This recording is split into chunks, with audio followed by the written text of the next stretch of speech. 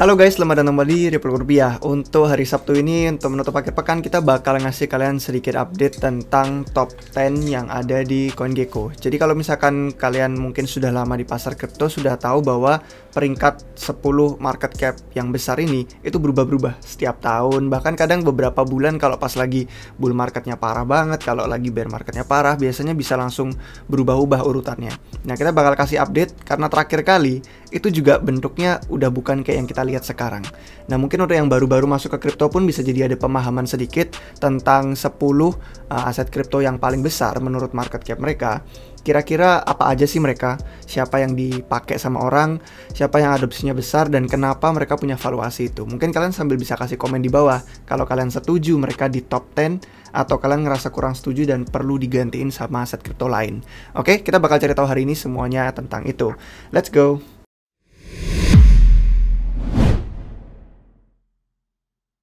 Oke guys, jadi kita bakal lihat langsung dari CoinGecko.com. Nah, kalau kalian lihat di sini untuk status secara umumnya, market cap-nya itu ada di angka 1,2 triliun, 1,25 triliun dolar dengan volume trading 24 jamnya yang ada di 38,4. Terus ada market cap dominance Bitcoin itu di 45. Jadi agak sedikit kurang dari setengahnya, tapi dari jumlah koin yang ada 10.600 dan tiap hari selalu bertambah yang baru-baru, tetap itu merupakan dominasi yang paling kuat dari si Bitcoin. Untuk yang udah sering nonton video Republik Rupiah pasti udah paham tentang Bitcoin Ethereum karena sering banget itu yang paling kami bahas karena merupakan dua market cap terbesar, tapi juga karena yang paling digunakan dan telah istilahnya itu kayak sudah battle tested, sudah selama bertahun-tahun mereka diuji melalui bull market, bear market, bull market, bear market, dan performanya selalu lebih baik daripada siklus sebelumnya.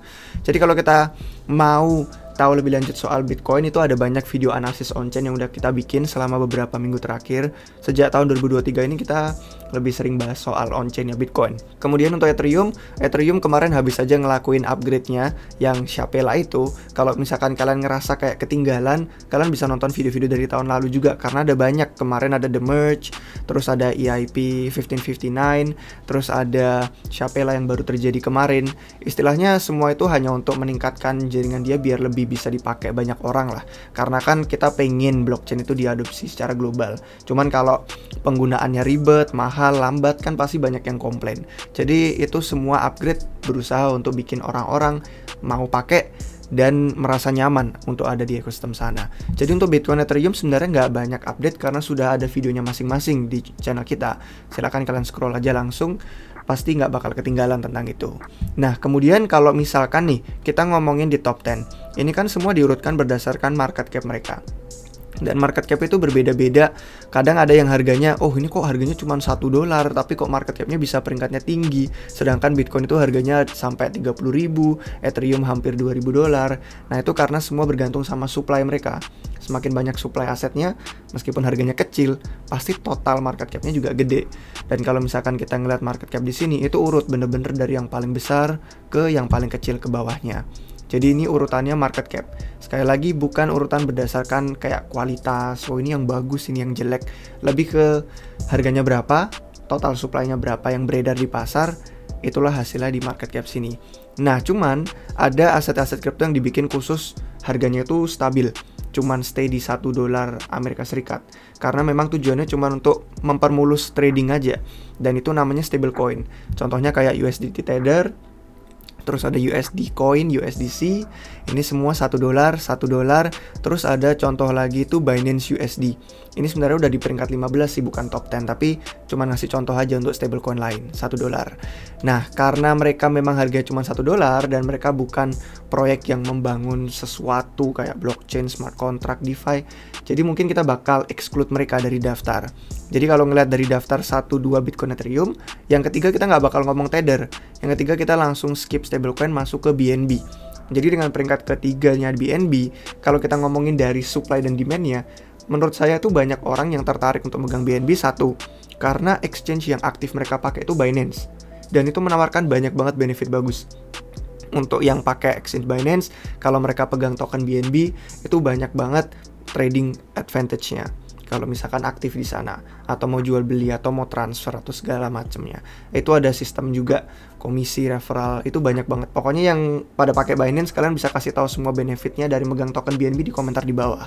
Nah, terus yang terakhir itu adalah Launchpool. Kalau misalkan kalian belum tahu, ini kan ada banyak token kripto ya, sampai 10 ribuan lebih. Nah, biasanya ada yang mau launching itu masuk ke exchange. Dan contoh-contohnya, kalau yang masuk ke exchange Binance, yang baru terjadi kemarin itu Sui. Untuk yang belum nonton videonya, bisa nonton video hari Rabu, itu tentang Sui yang kemarin habis launching juga di banyak exchange. Jadi kalau misalkan mereka biasanya launching di Binance, itu banyak banget momentum positif. Jadi harganya itu kadang terbang bisa gila-gilaan. Nah, orang yang pengen ikutan Launchpool itu harus megang token BNB. Itulah kenapa kadang ada banyak yang pengen beli BNB juga untuk ikutan Launchpool, biar mereka nggak kelewatan. Karena dua yang terakhir kemarin, si Sui sama si Space ID, itu menunjukkan bahwa untungnya tuh luar biasa, gila-gilaan profitnya. Jadi itu merupakan dari sisi orang pengen beli itu advantage-nya apa di exchange Binance. Karena Binance, untuk yang belum tahu, itu exchange kripto terbesar di dunia, nomor 1 berdasarkan market cap dan volume aset yang mereka tangani.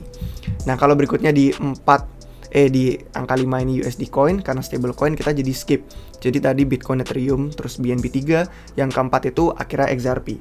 Nah, XRP ini sebenarnya aset kripto yang unik karena dia lebih didorong harganya itu oleh naratif. Karena XRP itu memiliki perusahaan di baliknya yang ada hubungannya sama Ripple. Dan ini merupakan teknologi ledger yang dipakai sama lumayan banyak bank-bank di seluruh dunia. Jadi ada adopsinya di dunia nyata. Ada untuk enterprise perusahaan, ada untuk bank, dan mereka semua itu untuk memperlancar sistem transfer antar negara, antar batas negara. Jadi karena mereka itu diadopsi, itu membuat teknologi Ripple, ada banyak namanya, bahkan saya sampai nggak inget. Ada RippleNet, ada Ripple, apalagi jaringan-jaringan ledgernya itu. Dan mereka semua memang menerima adopsi bagus. Cuman yang saya bilang unik tadi, itu adalah mereka tidak diharuskan untuk pegang XRP atau trade XRP untuk menggunakan teknologinya yang diadopsi. Jadi teknologinya bagus, dipakai sama orang, cuman XRP-nya nggak diharuskan. Itulah kenapa kalau ada dorongan harga ke XRP, biasanya lebih ke kayak naratif, bukan hubungan langsung dari sisi supply dan demand-nya mereka. Dan ya memang ada sedikit kontroversial tentang XRP, tentang supply-nya. Ada yang bilang karena itu sedikit centralized, dari mayoritas supply-nya itu dipegang sama si Brad Garlinghouse, salah satu pendirinya Ripple. Jadi ya itu semua sebenarnya merupakan bagian dari kontroversi yang ada di XRP. Dan kalau misalkan kalian tertarik untuk melihat dari sisi momentum positifnya, itu kita berharap kasus dia dengan SEC bakal segera reda. Bukan reda, malah mungkin selesai. Jadi itu udah berlangsung bertahun-tahun dan banyak banget fansnya yang sudah menunggu itu pengen biar kasusnya tuntas sama SEC. Entah berakhir menang, berakhir seperti apa, pokoknya tuntas. Kemungkinan besar katanya sih soon itu mereka bakal memenangkan sidang itu. Jadi harapannya bagus untuk aset kripto kalau dia berhasil menang, karena menjadi contoh buat aset-aset kripto yang lain. Kalau misalkan SEC itu melakukan suatu tindakan hukum, adalah konsekuensinya gitu kan. Harapannya ya konsekuensinya yang positif. Pelajaran mungkin beberapa untuk XRP, untuk Ripple, tapi pelajaran juga untuk aset kripto lebih luas. Berikutnya itu Cardano. Cardano ini kalau misalkan kalian lihat dari video kami yang terbaru, itu udah ada update-nya lengkap di sana. Jadi saya nggak bakal bahas satu persatu di sini, tapi di video yang kemarin beliau dikasih itu ngasih tahu tentang Cardano itu akhir-akhir ini lagi ada update apa, lagi ada aplikasi apa yang sedang banyak diperbincangkan sama orang-orang di komunitas mereka. Tapi kalau misalkan kita ngelihat dari sisi token adanya, ini ada juga banyak yang berargumen bahwa dia sedikit overvalued dari sisi market cap, dari sisi harganya. Karena selain dari staking itu sendiri atau dipakai sebagai kolateral, agunan buat ngambil pinjaman, itu belum banyak utilitas lain dibandingin sama aset-aset kripto saingannya, misalkan kayak ETH atau BNB. Nah, cuman karena ada sejarahnya, si Charles Hoskinson, founder Cardano itu ada hubungan sama pembangunan Ethereum di tahun 2015 dulu. Akhirnya jadi banyak yang berpikir bahwa ini bisa jadi salah satu blockchain saingan Ethereum yang kuat. Dan itulah kenapa komunitasnya juga loyal banget. Nah, kalau pengen tahu lebih lanjut soal update, kalian bisa nonton videonya Beliudi kemarin tentang Cardano. Mungkin nggak bakal bahas banyak dari saya untuk hari ini, tapi nanti kita bakal lihat metrik-metrik bandingannya blockchain Cardano sama blockchain lain yang kita bakal bahas. Oke, berikutnya ini Lido Stake Ether. Nah, yang ini sebenarnya ya bukan stablecoin. Cuman saya pengen exclude dia dari top 10 itu karena alasan bahwa dia supply-nya sama aja kayak supply-nya ETH. Jadi ini merupakan tempat dimana kalian tuh bisa staking ETH, tapi nggak perlu minimal 32. Kan nggak semua orang punya 32 ETH untuk di staking. Dan minimum yang tinggi itu jadi bikin orang-orang nggak bisa staking. Nah, itulah kenapa orang ke Lido, karena minimalnya sangat-sangat kecil banget. Bahkan meskipun cuma receh ETH-nya, kalian bisa staking di sana. Dan kalian nggak perlu ngejalanin komputer validator, kalian cuma tinggal pakai operator yang ada di sana. Itulah kenapa ada orang-orang yang nge-stake Ether-nya. Makanya kalian nggak kaget ngeliat harganya itu mirip-mirip. 1900 ETH yang aslinya untuk Lido Stake Ether atau STETH itu di 1897. Jadi saya bakal exclude karena sebenarnya supply-nya sih sama aja. Makanya market cap-nya gede karena orang tuh banyak yang staking ETH. Jadi kalau di exclude ya, pertama Bitcoin, 2 Ethereum, 3 BNB, 4 XRP, 5 Cardano, 6 kita langsung masuk ke Dogecoin. Dogecoin juga sebenarnya kalau ngomongin fundamental dan teknologi gak banyak yang bisa diomongin karena ini merupakan sebuah coin meme atau meme coins yang awalnya itu berusaha cuman jadi lelucon aja. Lahirnya sebagai salah satu yang tertua sebenarnya dibandingin aset-aset kripto yang baru-baru kayak Polygon, Solana dan lain-lain. Ini tua barengan sama Bitcoin, barengan sama Litecoin juga. Ini yang nanti terakhir nih di top 10 kita, peringkat terakhir. Dan ini memang sebenarnya karena ya lucu itu dia. Orang pengen megang Doge ya karena memang komunitasnya memiliki kultur itu, kultur memes. Dan kalau kalian tahu di internet ya, yang namanya memes tuh bener-bener marak ada di mana-mana. Jadi itu bukan hal yang baru untuk kripto. Dan di kripto apalagi lebih dipakai lagi. Jadi memes dan sebagai kultur di komunitasnya itu semua untuk tujuan entertainment, untuk tujuan fun. Tidak ada kalau kita lihat dari sejarahnya nggak ada dia pengen menciptakan sesuatu yang inovatif atau pengen bikin blockchain yang berbeda dari blockchain lainnya. Jadi nggak banyak komentar soal Dogecoin, udah banyak video juga yang ngasih opini kami tentang Dogecoin di Republik Rupiah. Kalian bisa search itu juga di channel kita. Nah, terus berikutnya itu Polygon Matic. Polygon Matic sendiri ini merupakan tadinya sidechain. Jadi blockchain sampingan Ethereum pengen bantuin biar Ethereum bisa lebih murah, tapi pakai aplikasinya mirip sama yang ada di Ethereum. Cuman sekarang mereka sudah punya layer 2 yang bener-bener di atasnya Ethereum. Jadi nggak pakai token Matic lagi. Dan itu yang jadi tanda tanya. Karena Polygon jaringan sidechainnya itu pakai Matic untuk biaya gas, untuk transaksi. Akhirnya membuat supply demand dia bagus, dipakai sama banyak orang, banyak yang perlu beli kalau pengen pakai transaksi. Nah, cuman dengan layer 2 barunya ZK EVM di atas Ethereum, itu mereka nggak pakai lagi yang namanya Matic sebagai biaya gas. Itu jadi tanda tanya untuk utility dan supply demand Matic selain dari sidechainnya doang. Kira-kira gimana menurut komentar kalian? Itu sih update terbaru dari Polygon si ZK EVM-nya.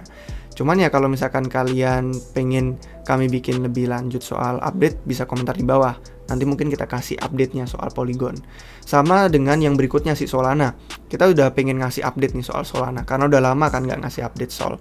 Dan itu mungkin bakal kita post, nggak tahu, mungkin minggu depan, mungkin beberapa minggu ke depan, karena ada hal-hal menarik yang perlu kita pantau. Dan kalau dilihat dari sisi teknikalnya, dari sisi price actionnya, itu lumayan menarik. Mengingat di ATH-nya dia sampai ratusan dolar dan sekarang harganya lumayan ada di bawah. Cuman Solana sendiri kemarin habis ngeluarin HP namanya Saga. Dan itu mungkin bisa jadi salah satu pengalaman mobile kripto yang pertama yang beneran dalam bentuk HP itu dibikin khusus kripto. Karena kan aplikasi kripto udah banyak, ada yang di HP. Ada Uniswap, ada Rainbow, itu segala macam udah masuk HP. Nah, ini HP khusus untuk kripto, bukan cuma aplikasi. Itu mungkin bakal kita bahas soal si HP Saganya Solana. Mungkin dari segi teknis juga ada beberapa yang bisa kita update, karena menarik sih. Ini merupakan layer 1 saingan Ethereum yang berbeda. Dia istilahnya nggak cuman fork atau copy paste dari sumber kode Ethereum. Dia membuat sebuah pendekatan yang beda, dan itu yang membuat saya juga rada respect sih sebenarnya sama Anatoly, foundernya. Dan bikin saya juga melihat dia dari sisi yang berbeda. Volume transaksi hariannya pun juga masih banyak. Dari sisi NFT, mungkin DeFi udah lumayan berkurang, tapi nanti kita bisa lihat metriknya lebih lanjut di akhir video. Nah, terus kemudian Polkadot. Polkadot ini juga sebenarnya unik tokenominya. Karena kalau kita ngomongin soal tokenomic Polkadot, kalau misalkan kalian ingat tahun lalu sama tahun 2021 kita banyak bahas soal Polkadot. Terutama pas pertama launching, ada crowd loan, ada parachain segala macam. Jadi kalau ada yang pengen tahu soal Polkadot itu apa, fundamentalnya apa, bisa tonton video kita sebelumnya. Untuk update paling terbaru sebenarnya yang berhubungan sama kita di sini di Bali nih di rupiah, itu Polkadot sedang ingin melakukan ekspansinya ke komunitas yang ada di Bali dan Indonesia yang lebih luas. Jadi kalau misalkan kalian follow semua akun media sosial kita, pasti nggak bakal ketinggalan sama pengumuman-pengumuman terbaru. Beberapa minggu lalu kita habis kasih tahu soal Polkadot Hub yang pertama kali di dunia itu ada di Bali. Untuk ambasadornya, untuk semua orang-orang yang terlibat secara langsung di tim inti Polkadot, itu ngasih workshop, ngasih presentasi. Mereka ngajarin kita tentang ekosistem Substrate, Kusama, Polkadot, dan semua itu membantu developers atau yang bukan developer pengen jadi developer jadi tahu ini ekosistem apaan sih. Dan kalau misalkan kalian ada yang nggak tinggal di Bali terus pengen cari alasan untuk liburan ke Bali, mungkin bisa follow medsos kita karena banyak event yang akan datang. Ada hackathon juga untuk beberapa bulan ke depan yang ada hubungannya sama si ekosistem Polkadot yang lebih luas juga. Jadi ini bener-bener merupakan pencapaian yang besar untuk komunitas kita di Republik Rupiah di Bali sama Indonesia yang lebih luas, bahwa Polkadot langsung gitu kan, ambasador developers intinya yang tertarik untuk melakukan ekspansi itu akan melakukan event besar.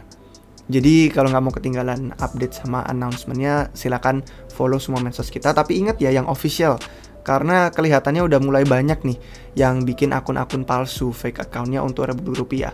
Kalian harus lihat di deskripsi kita itu ada akun Linktree. Di sana itu semua link-link resmi untuk Telegram, Instagram, Discord, Twitter, itu semua yang resminya di sana. Jadi kalau bukan yang kita cantumkan itu biasanya fake. Jadi itu aja sih untuk peringatannya terkait akun Republik Rupiah. Terakhir di top 10 yang bakal kita masukin itu Litecoin. Dan Litecoin ini sebenarnya kalau dilihat dari stories berusaha untuk jadi peraknya Bitcoin.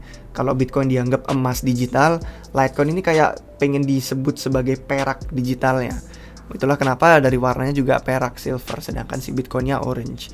Nah kalau misalkan kita lihat dari Litecoin nggak banyak sih update. Kalau kalian cek di situs-situs berita utama kayak Cointelegraph gitu, juga biasanya Litecoin ya cuman analisis harga secara teknikal analisis saja. Nggak banyak update lain selain halving. Nah halving itu pemotongan setengah reward miner, sama kayak yang ada di Bitcoin. Cuman bedanya Bitcoin setahun lagi halving, si Litecoin itu halvingnya 3 bulan lagi, sekitar 87 harian. Dan ada banyak orang yang mulai akumulasi Litecoin untuk tertarik spekulasi kalau misalkan halving bisa membuat harganya pumping. Nah mereka udah punya posisi duluan. Jadi itu sih 3 bulan lagi sekitar akhir Juli awal Agustus itu si Litecoin akan mengalami halving. Jadi kalau ada yang tertarik, mungkin ada yang sudah sejak bertahun-tahun lalu memang megang Litecoin untuk pengen pantau momentumnya, mungkin momentum halving itu yang paling terbaru dari si Litecoin. Oke guys, itu untuk 10 top 10 berdasarkan market cap. Update singkat dari saya aja yang pengetahuannya terbatas juga. Mungkin kalau ada masing-masing dari kalian yang komunitasnya aktif banget ngikutin masing-masing proyek ini, bisa komen di bawah kalau ada yang ketinggalan informasinya. Nah terakhir saya cuma mau ngeliatin update tentang chain-nya aja. Tadi kan kita nyebutin banyak banget tuh di top 10. Kita bakal ngeliatin aja mana yang aktif dipakai sama orang, mana yang volumenya paling besar. Dan ini biasanya hubungannya tuh sama smart contract. Karena smart contract itu yang bikin kita bisa bangun aplikasi di atas blockchain. Untuk yang paling utama, kalau platform smart contract itu ada di Ethereum. Terus yang kedua itu dia ada di Tron. Yang menariknya, Tron tadi nggak masuk top 10. Tapi kalau kita pengen masukin 11, dia ada di urutan ke-11 tadi si Tron. Cuman, Tron ini sudah banyak analis on-chain yang berargumen bahwa memang yang pakai cuman si Justin Sun sama teman-temannya untuk melakukan perdagangan USDT. Sama mungkin kalau orang pengen transfer, kadang yang murah lewat jaringan Tron juga. Itulah kenapa bisa aset dan volumenya itu lumayan tinggi. Stablecoins, Justin Sun, itu sih, nggak banyak aplikasi lain. Lihat aja di sini protokolnya cuma ada 18. Di Ethereum ada 771. Beda banget ya perbandingannya. Terus urutan yang ketiga itu di BNB. Ini nggak tahu kenapa masih BSC, tapi udah ganti nama jadi BNB Chain. Itu ada 590, hampir 600 protokol. Mirip-mirip sama jumlahnya Ethereum. Cuman kayaknya nggak begitu banyak yang populer. Bahkan PancakeSwap pun sedang kelihatan lumayan mereda penggunaannya. Kemudian habis itu keempat ada Arbitrum. Terus yang kelima ada Polygon. Jadi itu top 5 yang paling dipakai untuk chain smart contract-nya. Jadi kita lihat banyak yang ekosistem Ethereum tetap mendominasi. Ethereum di nomor 1, Arbitrum 4, Polygon 5, Optimism 6. Nah, itu berarti di top 10 ada mereka berempat itu. 1, 2, 3, 4 bener. Mereka berempat yang dari ekosistem Ethereum. Itu dari sisi DeFi untuk smart contract-nya. Kalau ngomongin dari sisi stablecoin, tadi kita nyebutin soal stablecoin yang dipakai secara umum untuk Tron. Tuh, kita bisa lihat lagi dominasinya bahkan lebih gede daripada yang tadi, meskipun tetap Ethereum paling besar. Tapi Tron tetap kelihatan jelas bahwa penggunaannya sebagian besar itu bukan DeFi, tapi lebih ke si stablecoin-nya itu.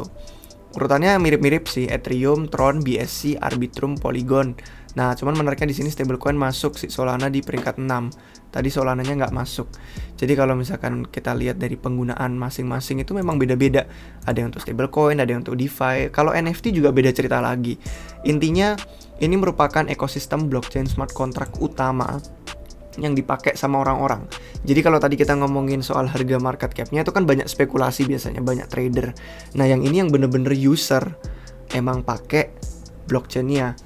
Dan kalau ngelihat dari volume nih, tadi cuman sekadar ada berapa banyak aset. Ini volumenya, jadi tiap hari orang pakai. Nah, yang tiap hari orang pakai yang paling gede tetap Ethereum, yang kedua tuh BSC, Arbitrum, salip-salipan sih. Kadang Arbitrum kedua, BSC ketiga, salip-salipan. Terus ada Polygon, Optimism, sama Solana. Jadi di luar dari ekosistem Ethereum memang kelihatan Solana itu yang masih dominasi, volumenya gede. Itu harian. Kalau mingguan kita bisa lihat juga sama, Solana tetap masuk di sana. Terus bulanan juga sama, Solana tetap masuk di sana. Terus untuk blockchain lainnya ada kayak Avalanche, Phantom, Kanto, dan layer 1 yang baru-baru lain. Semoga bermanfaat guys videonya. Kalau ada yang tertarik cari tahu lebih lanjut, tadi di coingecko.com, yang ini di defilama.com untuk yang pengen riset dan ngeliat datanya lebih lanjut. Oke guys, kalau misalkan kalian suka jangan lupa kasih jempolnya. Terima kasih untuk yang nonton sampai akhir. Jangan lupa juga subscribe biar nggak ketinggalan video terbaru kami dari Republik Rupiah. Sampai jumpa semua lagi di video yang berikutnya guys. Cheers!